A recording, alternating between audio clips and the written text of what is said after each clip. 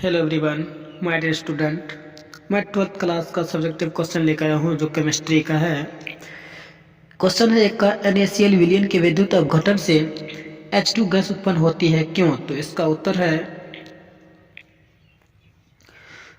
जल के आयनीकरण से H+ आयन बनते हैं। H आयनों का विआयनी विभव Na+ के विभव से कम है, इसीलिए H2 उत्पन्न होती है।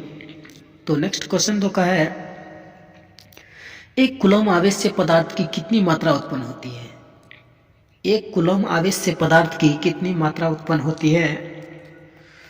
तो इसका उत्तर है किसी पदार्थ को एक कूलम द्रव्यमान 96,500 ग्राम उत्पन्न करता है। इसे विद्युत आयन भारक कहते हैं। तो नेक्स्ट क्वेश्चन 3 का है कॉपर को ठोस अवस्था में ही चालकता दर्शाता है जबकि CuSO4 विलयन के रूप में क्यों? तो आइए इसका उत्तर है कॉपर धात्विक सेल है, अतः चालकता इलेक्ट्रॉन के गमन से होती है जबकि CuSO4 जलीय विलयन है, अतः आयनों की गति के कारण चालकता दर्शाता है। तो नेक्स्ट क्वेश्चन है 4 का लवण सेतु का उपयोग क्यों आवश्यक है? तो इसका उत्तर है समय के साथ साथ अवघटनीय विलयन की सांद्रता परिवर्तित होती है, अतः उनका विद्युत विभव बदलता है। जब दोनों इलेक्ट्रोड की विद्युत विभव समान हो जाता है, सेल कार्य करना बंद कर देता है, इसी को लवण सेतु कहते हैं। इसका उपयोग यही है। तो नेक्स्ट क्वेश्चन है 5 का कुछ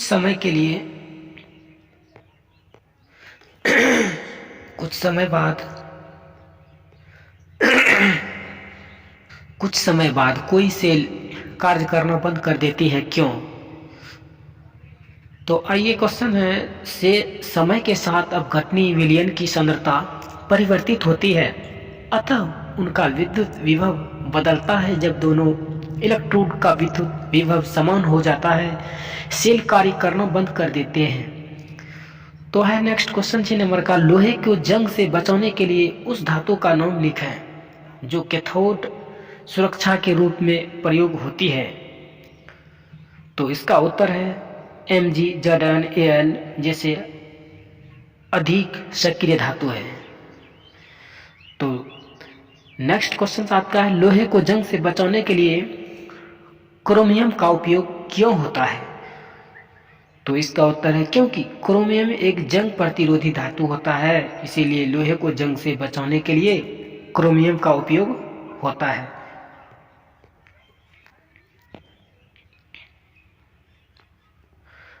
कॉपर सल्फेट विलयन को लोहे के बने पात्र में रखा जा सकता है?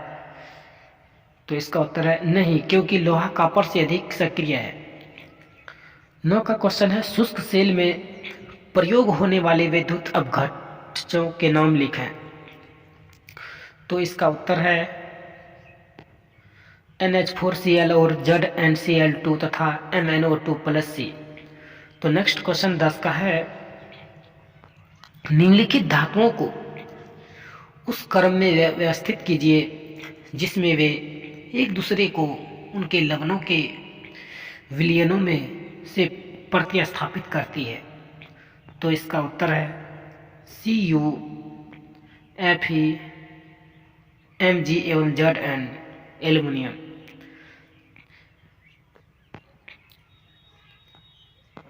इन धातुओं का मोनक अपचयन विद्युत विभव क्रमशः 1.66 वोल्ट प्लस 0.34 भी माइनस 0.44 भी यानी भी हो गया वोल्ट माइनस 2.37 वोल्ट और 0.76 वोल्ट है।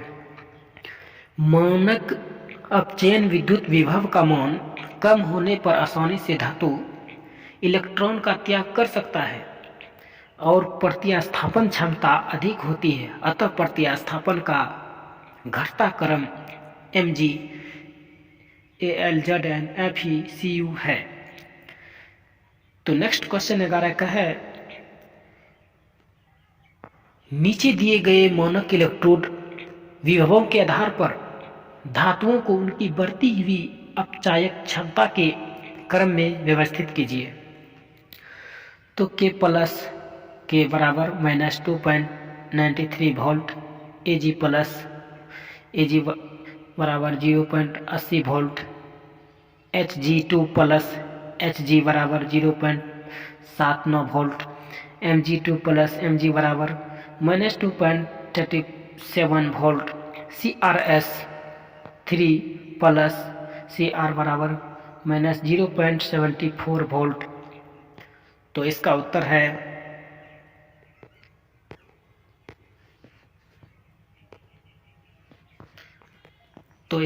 है अपचयन क्षमता धातु के लिए उसके द्वारा इलेक्ट्रॉन त्यागने की क्षमता पर निर्भर करती है।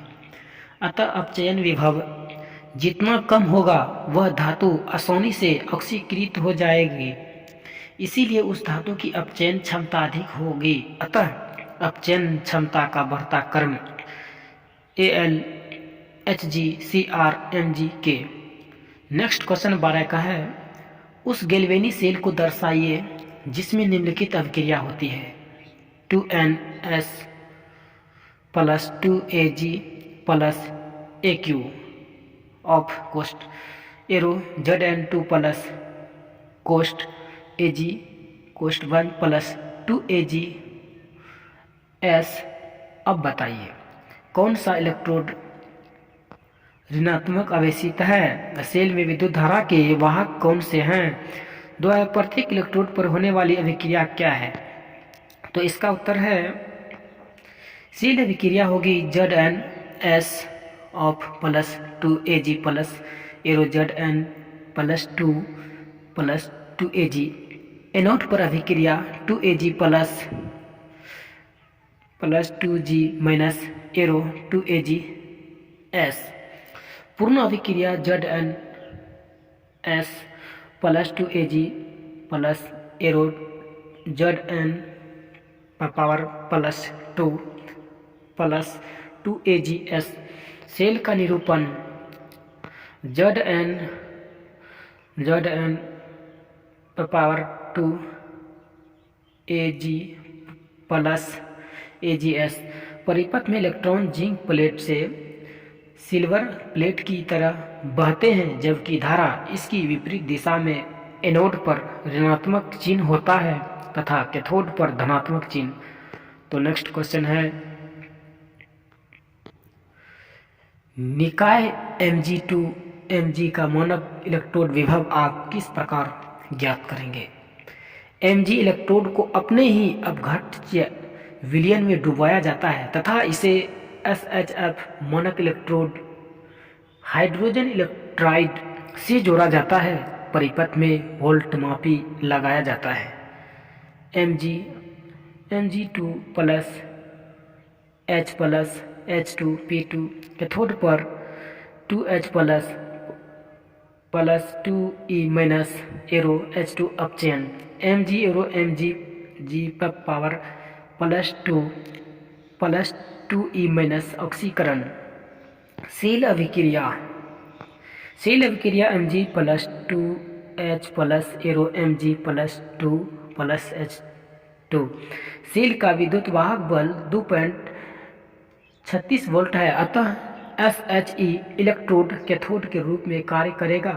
प्रकरण का मानक इलेक्ट्रोड विभव Mg पावर प्लस 2 Mg बराबर -2.36 वोल्ट। 14 का क्वेश्चन है, क्या आप जिंक के एक पात्र में कॉपर सल्फेट का विलयन रख सकते हैं? तो इसका उत्तर है यहाँ हम देखना चाहते हैं कि अभिक्रिया संपन्न होगी या नहीं। तो CuSO4 plus Zn arrow ZnSO4 plus Cu अर्थात Zn plus Cu2 plus arrow Zn2 plus Cu परंपरागत रूप से सेल को निरूपित किया जा सकता है Zn पावर 2 प्लस Cu पर power 2 plus Cu Zn2 plus Zn बराबर minus 0.76 volt Cu2 plus Cu बराबर प्लस 0.34 वोल्ट सेल Eu दायां E0 बायां, तो 0.34 माइनस कोस्ट माइनस 0.76 कोस्ट 1 बराबर 1.1 वोल्ट। क्योंकि सेल विद्युत वाहक बल धनात्मक है अतः अभिक्रिया संभव है और CuSO4 विलयन को जिंक बर्तन में नहीं रखा जा सकता है। तो नेक्स्ट क्वेश्चन है मानक इलेक्ट्रोड विभव की तालिका का निरीक्षण कर 3 ऐसे पदार्थ बताइए जो अनुकूल परिस्थितियों में फेरस आयनों को ऑक्सीकृत कर सकते हैं। तो उत्तर है Fe2 plus arrow Fe3 plus E minus ऑक्सीकृत 1/2 Cl2 plus E minus arrow Cl अपचयन F2Cl2 Br2 जैसे पदार्थ के अपचयन विभव Fe पर पावर प्लस 3 कोस्ट 0.77 वोल्ट की तुलना में अधिक है अतः Fe+2 को आसानी से ऑक्सीकृत कर सकते हैं। तो नेक्स्ट क्वेश्चन है VVI किसी विलयन की चालकता तनुता के साथ क्यों घटती है? किसी विलयन की चालकता तनुता के साथ क्यों घटती है? किसी विलयन की चालकता सांद्रता के होने पर घटती है क्योंकि आयनों की संख्या प्रति CnQ से कम होती है। तो नेक्स्ट क्वेश्चन है उन धातुओं की एक सूची बनाइए जिनका विद्युत अपघटनी निष्कर्षण होता है। तो लिथियम Na सोडियम के MgCa जैसी धातुएं प्रबल अपचायक है, इसीलिए इन्हें निष्कर्षित करने के लिए इनका गलित विलयन किया जाता है। तो नेक्स्ट क्वेश्चन है 18 का निम्नलिखित अभिक्रिया में Cr2O2 माइनस आयनों के 1 मोल के अपचयन लिए कूलॉम में विद्युत की कितनी मात्रा की आवश्यकता होगी? तो Cr2O7 O पर power 2 minus plus 40H plus लगा है H पे, हाइड्रोजन पे यानी प्लस लगा है, प्लस है H 6E पावर माइनस है arrow 2Cr3 plus 8H2O Cr2O7 0 O पर पावर माइनस 2 है, 2 माइनस 3 आयन के मोल को अपचयित करने के लिए 6 मोल इलेक्ट्रॉन की आवश्यकता होती है। 1 मोल इलेक्ट्रॉन के लिए 1 F या 96,000 कूलम विद्युत की आवश्यकता होती है। इसीलिए 6 मोल इलेक्ट्रॉन या 6 F विद्युत की आवश्यकता होती है। 6 गुना 96,500 कूलम बराबर हो गया 57,09,000। तो नेक्स्ट क्वेश्चन है चार्जिंग के दौरान प्रयुक्त पदार्थों का विशेष उल्लेख करते हुए लेड संचायक सेल की चार्जिंग प्रक्रिया का वर्णन रासायनिक अभिक्रियाओं की सहायता से कीजिए। सेल को पुनः अवशोषित करते समय विद्युत अपघटनी सेल स्थापित की जाती है, अर्थात धारा से रासायनिक अभिक्रिया की जाती है, इसीलिए इलेक्ट्रोड अभिक्रिया विपरीत दिशा में संपन्न होती है। PbSO4 plus 2E minus arrow Pb plus SO4 2 power 2 minus 4 PbSO4 plus 2H2O arrow Pb 0 2 plus SO2 arrow SO2 minus plus 4H plus 2E minus 2PbSO4 plus 2H2O arrow Pb plus PbO4 plus 4H plus 2SO2 minus. जब आवेशित करते समय PbSO4 का निर्माण होता है जो ठोस रूप में है, इसीलिए विद्युत अपघटन में या तो इलेक्ट्रॉन दान होते हैं या ग्रहण होते हैं। तो 20 का क्वेश्चन है, हाइड्रोजन को छोड़कर ईंधन सेलों में प्रयुक्त किए जा सकने वाले दो अन्य पदार्थ सुझाइए।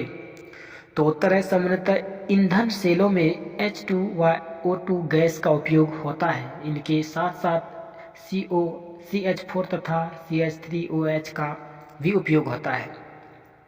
अर्धचालकों की चालकता कोटि क्या है? अर्धचालकों की चालकता कोटि क्या है? तो इसका उत्तर है 10⁻6 माइनस 10⁻20 ओम n-1। तो नेक्स्ट क्वेश्चन 22 का है। क्वेश्चन है 22 का, AgNO3 के घोल से 0.5 फेराडे धारा प्रवाहित की जाती है। Ag की मुक्ति मात्रा कितनी होगी? तो इसका उत्तर है 54 ग्राम। 23 का क्वेश्चन है, Cu++ आयन के घोल में 2 फेराडे विद्युत धारा प्रवाहित करने पर मुक्त Cu की मात्रा क्या होगी? तो इसका उत्तर है 63.5 ग्राम। 24 का क्वेश्चन है, विद्युत रासायनिक श्रेणी को परिभाषित करें। तो इसका उत्तर है, क्वेश्चन है विद्युत रासायनिक श्रेणी को परिभाषित करें।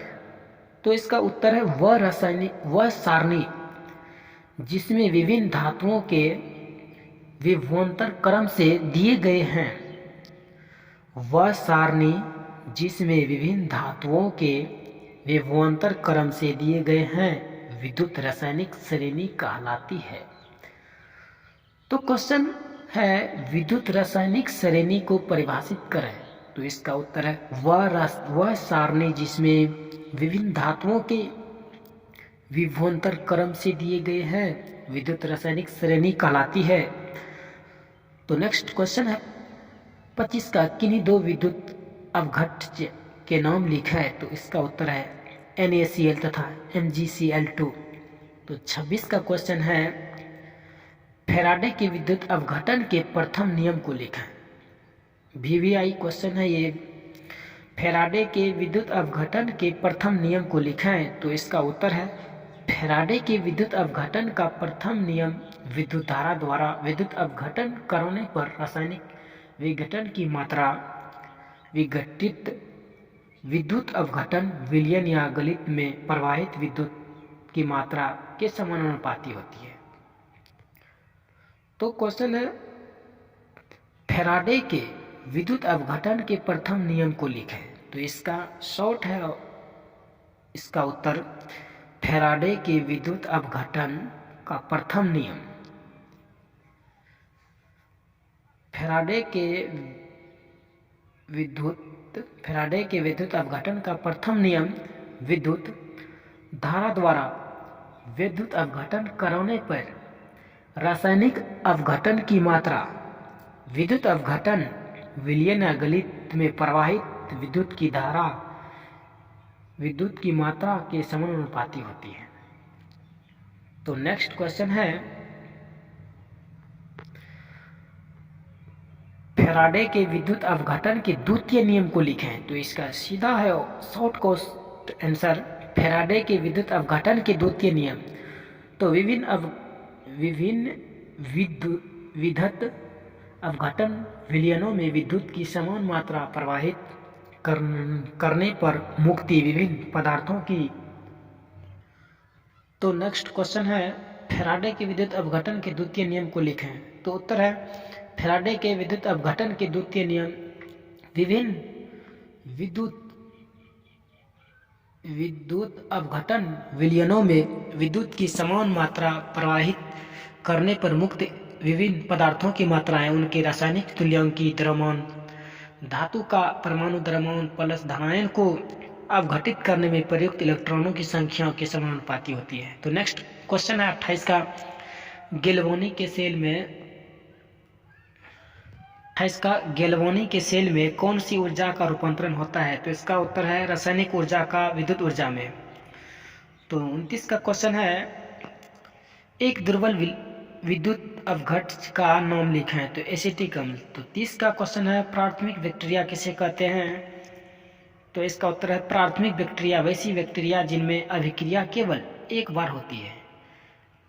प्राथमिक बैक्टीरिया किसे कहते हैं? तो सीधा उत्तर इसका याद करना है, वैसा बैक्टीरिया जिनमें अभिक्रिया केवल एक बार होती है तथा कुछ समय तक प्रयोग के बाद वह निष्क्रिय हो जाती है एवं प्रयोग में नहीं लाई जा सकती है, तो प्राथमिक बैक्टीरिया कहते हैं।